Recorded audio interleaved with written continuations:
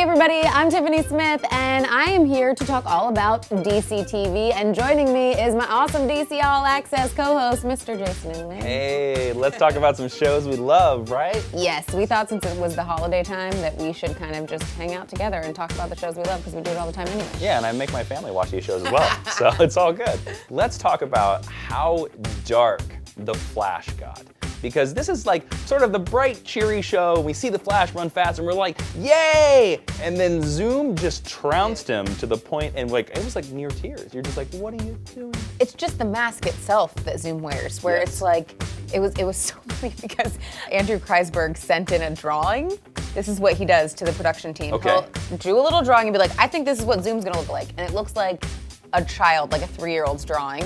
And then to see what it turned into, that's like the mouthless kind of, he tweeted it out. I think he actually tweeted it out during this episode. Oh, cool. So it's so funny, it's so funny seeing it. And Zoom, of course, because of the fight, he did something to Barry. Barry can't feel his legs. And as a hero whose main power is running, Yeah. that can be a problem. Yeah, but another character that every episode, I'm waiting to see what his story arc is gonna be, is Harrison Wells. Earth 2. Earth 2 Harrison Wells. And on this one, we've obviously seen his daughter in Earth 2. Now we've seen that she's in Zoom's lair, but we've also gotten some hints as to maybe who this character could be.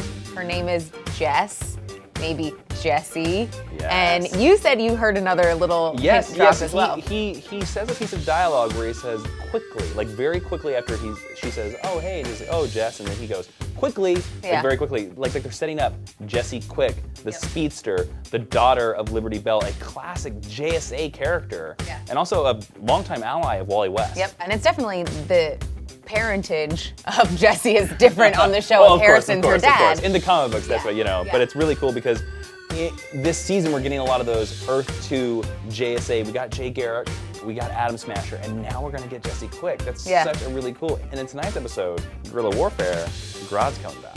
When we first saw Gorilla Grodd, everyone freaked out, and then they went to having King Shark. And just from seeing the progress that they've made with the effects and all of those massive villain characters that were like, how is that gonna be on a TV show? I'm really excited to see how much further they can push it in this Guerrilla Warfare episode. Now let's talk about some other awful, terrible people in the city of Gotham. Yeah, this last episode that we saw had a lot to do with Barbara.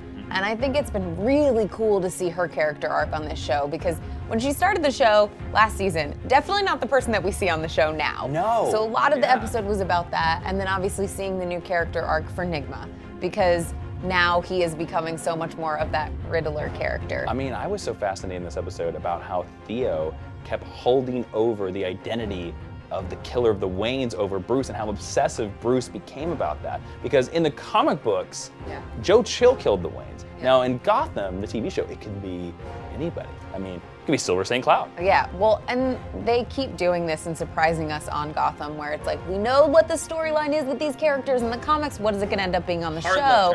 Like, I mean, we saw a little teaser about Eduardo Flamingo, and in Batman and Robin in 2010. One of my favorite runs, Grant Morrison. A crazy, scary villain who eats faces. Yeah. I mean, we'll see how they go on the show. They have definitely been going darker with the villain, so I wouldn't be surprised, especially after last season seeing Ogre and the kind of stuff that they delved into with him. I don't know what we're gonna see from Flamingo on the show, but if you wanna know more about him in the comics, we've got a place for you guys to look. Totally.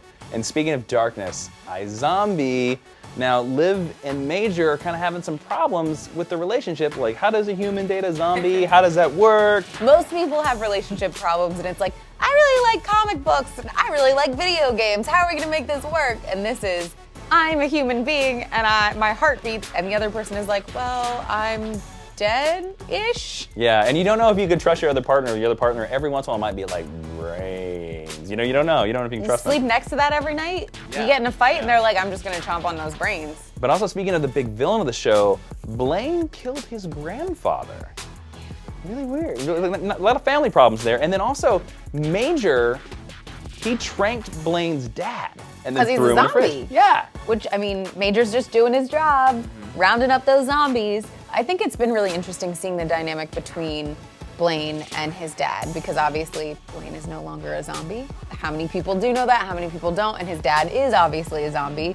So seeing how that dynamic works and the moments where Blaine actually feels like he's under his thumb is kind of cool. Yeah, it's kind of cool to see the villain thinking that he's no longer in power. Yeah. Even though we think he clearly is, Yeah. he's not. Yeah. It's really cool. And every single episode of this show, it's so much fun seeing Liv take on a new character. Because obviously, you talk about the brain eating. Every time someone eats a brain, they take on some of the characteristics. And this episode coming up is called Abracadaver. And she's just, like, she's so funny because obviously she's taken on everything from, you know, the country singer The basketball to coach. Yeah, basketball coach. And now she's gonna be a magician. So I think that Rose McIver can kind of take on any role, and this might be one of her funniest. And speaking of magic, Ray Palmer is back on Arrow. And it was really cool that Curtis Holt took this piece of technology from Cord Industries and helped save Ray. Well, Cord Technologies, Ted Cord, the Blue Beetle. This is what I love about these shows, like all these Easter eggs. Like Mr. Terrific's in the show. Like Blue Beetle is referenced in the show. I mean, we had Constantine a couple weeks back. This is really, really cool. Well, and I really like seeing Curtis fully teaming up with Team Green Arrow at this point. Obviously, the relationship with him and Felicity is a working one, and they have such great chemistry. And the last time we really saw that on the show was when Ray Palmer came on. Yes. Because I remember those scenes with him and Felicity, and it was like, this is awesome! And now we're getting that with her and Curtis. And it was just such a touching moment. I think the previous episode where he says how excited he is to be working with a boss who really wants to help save the city. Yes. So it inevitably makes him in a place that, yeah, he'll help them out. He wants to, and bringing Ray back was a first step towards that. I think that all of the shows have been doing a great job of leading up to Legends of Tomorrow. I know, because we've got Ray back we got Ray now. back, and then Sarah decides to go to Central City to visit her mom. Yep. Hopefully sets up Legends of Tomorrow and her journey there. We have two characters back. We're fully losing one, and all signs point to Ray leaving soon too. Yes. So yes. I don't know how that will happen, but I feel like it's got to be some super awkward relationship conversations with Felicity and Oliver and Ray, and then he's gonna leave, and it's gonna be some heartbreak, and I know the shippers out there, their hearts are all gonna be broken too.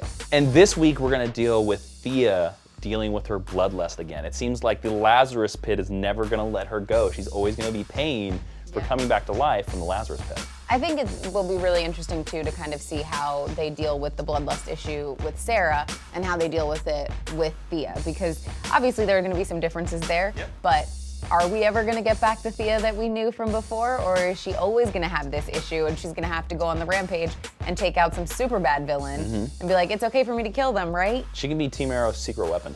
Super secret weapon, or just like flashbacks to the old Arrow where he used to kill people. It's all good. He did a full season of it. It's all right.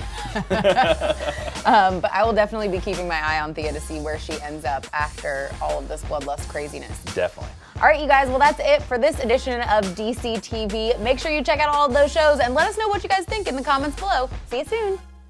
That's what's going on this week on DC TV. Make sure you click subscribe to our channel for more videos like this one. And for a full list of all the #DCTV secrets in this week's episodes, make sure you go to DCComics.com.